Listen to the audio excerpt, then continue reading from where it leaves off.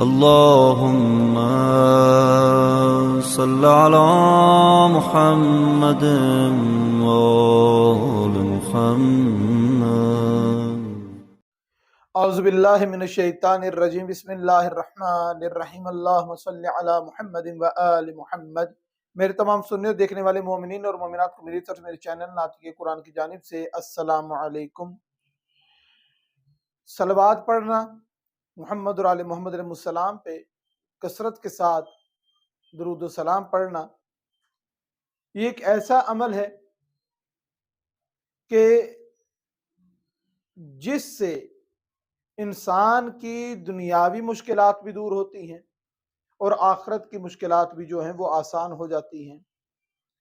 انسان جتنے بھی کائنات میں رہتے ہیں پروردگار نے ان کے کندھوں پر فرشتے بٹھائے ہیں جو ان کے نیک اور بد اعمال کو درج کرتے رہتے ہیں، نوٹ کرتے رہتے ہیں. ایک وقت میں ایک فرشتہ مصروف ہوتا ہے اور ایک فارغ بیٹھا ہوتا ہے.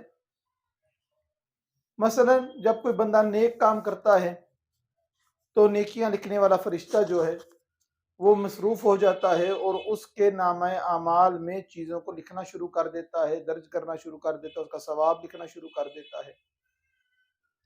اور خدا نہ خواستہ جب کوئی شخص گناہ کرتا ہے تو گناہ لکھنے والا فرشتہ مصروف ہو جاتا ہے، دوسرا فرشتہ جو ہے وہ فارغ بیٹھ جاتا ہے. کائنات میں ایک عمل ایسا ہے کہ جب کوئی مومن وہ عمل انجام دیتا ہے تو دونوں فرشتے مصروف ہو جاتے ہیں. اور وہ عمل کون سا ہے؟ وہ عمل ہے محمد اور آل محمد علیہ السلام پر درود بھیجنے کا.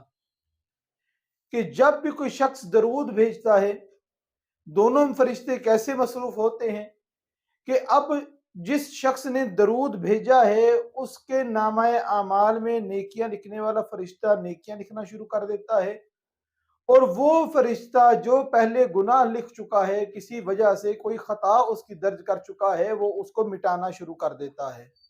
یعنی کہ دونوں فرشتے مصروف ہو جاتے ہیں.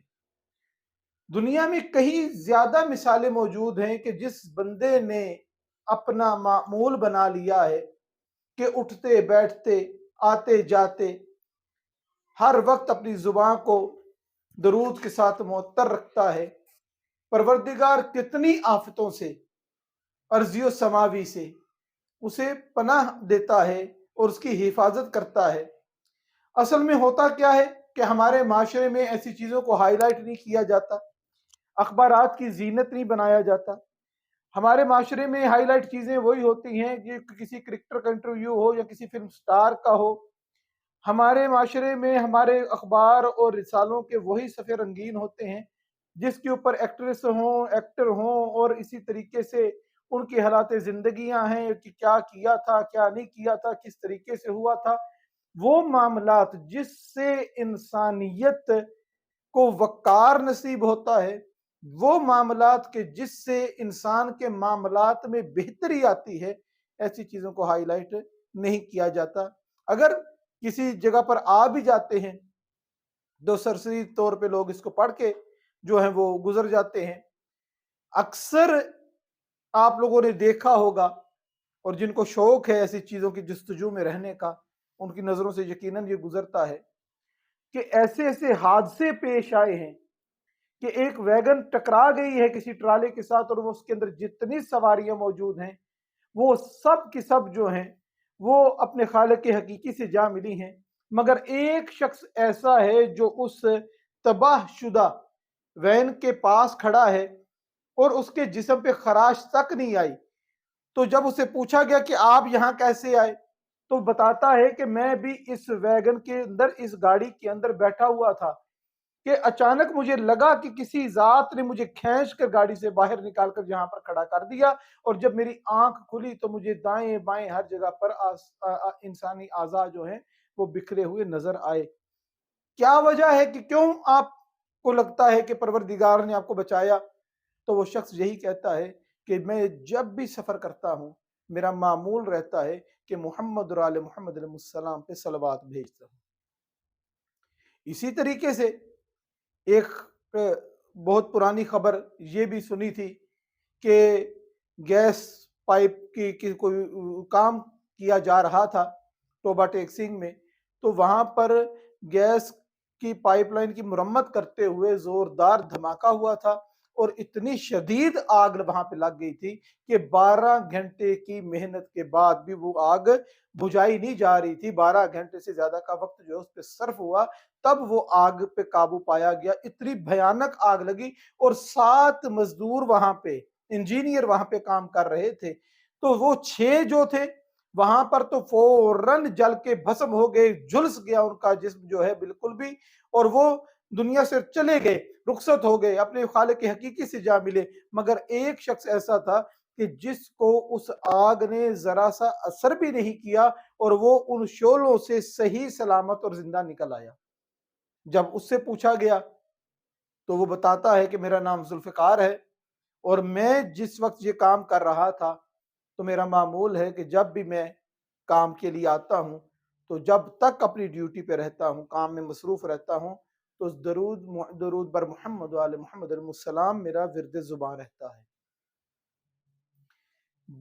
ایسی ایسی آفتیں کہ جن کے ہونے کا یقین ہو جائے انسان کو کہ اب یہ ٹلنے والا معاملہ نہیں ہے، صلوات پڑھنے سے پروردگار اس کو بھی ٹال دیتا ہے، اس کو بھی ختم کر دیتا ہے۔ آغا تقی بہجت سے کسی نے عرض کی کہ قبلہ بہت پریشان ہوں، اتنے پریشانیاں ہیں جیسے لگتا ہے کہ پریشانیوں کا سیلاب آ گیا ہے میری زندگی میں، میرے گھر میں، میرے معاملات میں۔ تو اس وقت آغا بہجت فرماتے ہیں کہ اگر تیری زندگی میں پریشانیوں کا سیلاب ہے تو صلوات کا سیلاب لے آ، تو درود کا سیلاب لے آ، اور اتنا زیادہ لے کر آ کہ تیری پریشانیوں کے سیلاب کو یہ بہا کے لے جائے۔ آزما کے دیکھ لیں، اور خاص طور پہ آج کل کا جیسا پرآشوب زمانہ ہے کہ گھر سے باہر نکلیں تو گھر پہنچنے کی اطلاع نہیں ہوتی، راہزنی ہے، چوریاں ہیں، ڈکیتیاں ہیں، ظلم ہے، اس طریقے کی لاپرواہی کی ٹریفک ہے۔ یہ تمام معاملات ایسے ہیں کہ ہر مومن، میرے بہن بھائی کو چاہیے، میرے بچوں کو چاہیے کہ جب بھی گھر سے نکلیں اپنا ورد زبان درود کو بنائے رکھیں، اور خیر و خیریت سے جب آپ گھر آ جائیں گے تو یقیناً آپ کو اس چیز کی تاثیر نظر آئے گی کہ محمد اور آل محمد علیہ السلام پہ صلوات پڑھنے کا کیا تاثیر ہے اور کیا اثر ہے۔ پروردگار سے دعا ہے کہ پروردگار ہم کو اس درود پاک کی فضیلت کو سمجھنے اور اپنا ورد زبان رکھنے کی توفیق عطا فرمائے۔ وما علینا الا البلاغ المبین۔